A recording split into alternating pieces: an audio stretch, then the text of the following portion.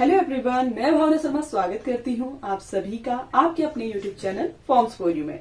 Friends, आज का topic देख के आप सब लोग ये समझ चुके होंगे कि मैं आपके साथ Kumaon university BEd entrance exam 2023-24 के रिजल्ट के रिगार्डिंग कंप्लीट अपडेट शेयर कर रही हूँ, क्योंकि मेरे बहुत सारे व्यूअर्स की रिक्वेस्ट आ रही थी कि मैम रिजल्ट कब तक आउट होगा, रिजल्ट आने के बाद एडमिशन तक की क्या प्रोसेस रहती है, इसके रिगार्डिंग एक कंप्लीट वीडियो मैं उनके साथ शेयर करूं। तो आज का ये वीडियो मेरे उन सभी व्यूअर्स के लिए है जो रिजल्ट का बेसब्री से इंतजार कर रहे हैं। तो फ्रेंड्स, आप सभी को बीएड के रिगार्डिंग सभी अपडेट टाइम टू टाइम हमारे चैनल के माध्यम से मिलते रहेंगे, तो इसके लिए आप चैनल को सब्सक्राइब जरूर कर लें। तो फ्रेंड्स, सबसे पहले हम बात करते हैं रिजल्ट की। देखिए, कुमाऊं यूनिवर्सिटी द्वारा अभी तक बीएड एंट्रेंस एग्जाम का रिजल्ट आउट नहीं किया गया है, क्योंकि अभी तक कुमाऊं यूनिवर्सिटी से एफिलिएटेड बीएड कॉलेज में सेमेस्टर एग्जाम्स का आयोजन चल रहा था। अब सेमेस्टर एग्जाम ओवर हो चुके हैं, तो कुमाऊं यूनिवर्सिटी द्वारा जल्द ही आपका रिजल्ट आउट कर दिया जाएगा। हो सकता है कि अगले 1 से 2 दिन में आपका रिजल्ट आउट हो जाए, या फिर नेक्स्ट मंथ के फर्स्ट या सेकंड वीक तक आपके रिजल्ट आने के पूरे चांसेस हैं। जब भी रिजल्ट आएगा उसकी अपडेट आप सभी को हमारे चैनल के माध्यम से मिल जाएगी, तो इसके लिए आप चैनल से जुड़े रहें। रिजल्ट आउट होने के बाद जो नेक्स्ट स्टेप आपका होगा वो काउंसलिंग का होता है। ठीक है, इसके बाद आपका विद इन 1 वीक में काउंसलिंग स्टार्ट हो जाती है और काउंसलिंग में आपको कॉलेज डिस्ट्रीब्यूट किए जाते हैं। अगर हम लास्ट ईयर की बात करें तो देखिए, लास्ट ईयर काउंसलिंग फी थी 500 रुपीज, मे बी की इस बार भी 500 रुपीज ही रहे, क्योंकि ज्यादातर इसमें कोई चेंजेस तो किए नहीं जाते हैं। लेकिन अगर कोई भी अपडेट आएगा तो उसके रिगार्डिंग इन्फॉर्मेशन आपको मिल जाएगी। अब देखिए, मेरे बहुत सारे ऐसे व्यूअर्स भी होंगे जिनके माइंड में ये सवाल चल रहा होगा कि अगर गवर्नमेंट कॉलेज नहीं मिल पाया, प्राइवेट से अगर वो बीएड करना चाहें तो कुल कितना खर्च होगा, तो वो भी मैं आपको क्लियर कर रही हूँ। देखिए, सपोज गवर्नमेंट कॉलेज अगर मिलता है तो गवर्नमेंट कॉलेज में तो आपका चार्जेस लगभग पर ईयर, ठीक है ना, पर ईयर 7 से 8 हजार रुपए है। तो ये पॉइंट मैं आपको यहाँ पर क्लियर कर रही हूँ। ठीक है, 7 से 8 हजार रुपए आपका खर्च आएगा गवर्नमेंट कॉलेज में। ठीक है, यानी कि 2 साल का लगभग 15,000 रुपए आप मान के चलिए, 15 से 20 हजार आप मान के चलिए। ठीक है, 15 से 20 हजार तक का खर्च होगा आपका किसमें, गवर्नमेंट कॉलेज में। अब सेमी गवर्नमेंट में अगर आपको एडमिशन मिलता है तो सेमी गवर्नमेंट में भी देखिए बहुत ज्यादा फीस तो नहीं है। ठीक है, सेमी गवर्नमेंट में भी आपका जो 2 साल का खर्च आएगा, ठीक है, मैं पूरा आपको बता दे रही हूँ, 25 से 30 हजार मान के चलिए। ठीक है, 25 से 30 हजार तक में आप बीएड का कोर्स कंप्लीट कर लेंगे। इसके बाद हम बात करते हैं स्टेट कोटा की। तो देखिए, स्टेट कोटा में पर ईयर का चार्ज आपको बताया जा रहा है।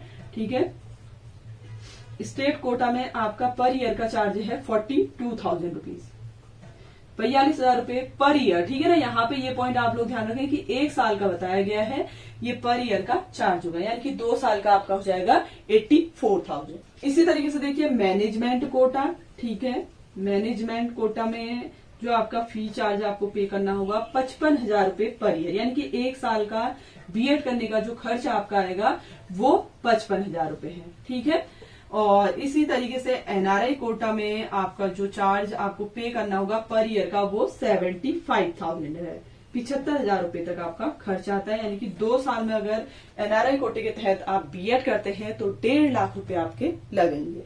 तो यहाँ पे आप सभी का ये डाउट तो क्लियर हो चुका होगा कि अगर गवर्नमेंट सीट नहीं मिल पाती है, आप अगर प्राइवेट से बीएड करते हैं या सेमी गवर्नमेंट से करते हैं तो आपका कितना खर्चा आएगा, ये आपको क्लियर हो चुका होगा।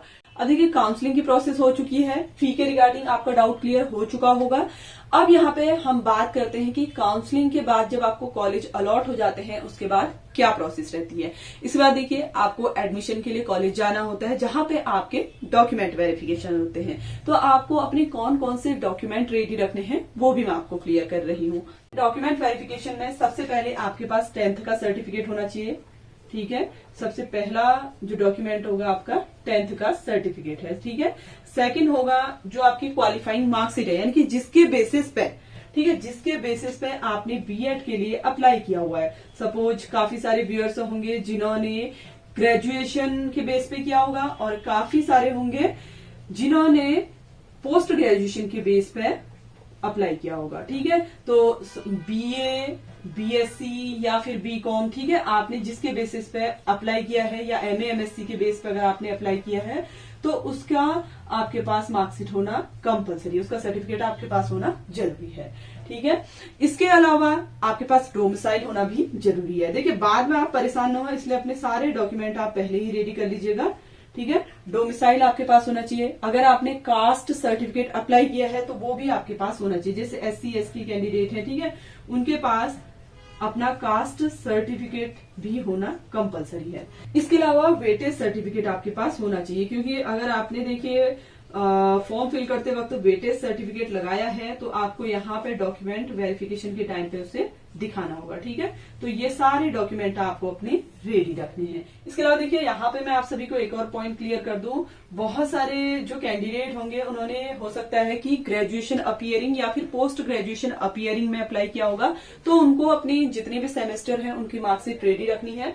वैसे एडमिशन लेने तक आपका रिजल्ट जनरली आ ही जाता है, तो आपको कोई परेशान होने की जरूरत नहीं है। तो आप सभी का हर एक डाउट क्लियर हो चुका होगा। रिजल्ट से लेकर एडमिशन तक की प्रोसेस का जो भी डाउट है आप कमेंट करके पूछ सकते हैं, और जो भी अपडेट बीएड के रिगार्डिंग आएगा उसकी इन्फॉर्मेशन भी आपको टाइम टू टाइम हमारे चैनल के माध्यम से मिलते रहेगी। तो इसके लिए आप चैनल को सब्सक्राइब जरूर कर लें। फ्रेंड्स, वीडियो अगर आपको इन्फॉर्मेटिव लगा हो तो प्लीज वीडियो को लाइक शेयर जरूर करें। Thanks for watching.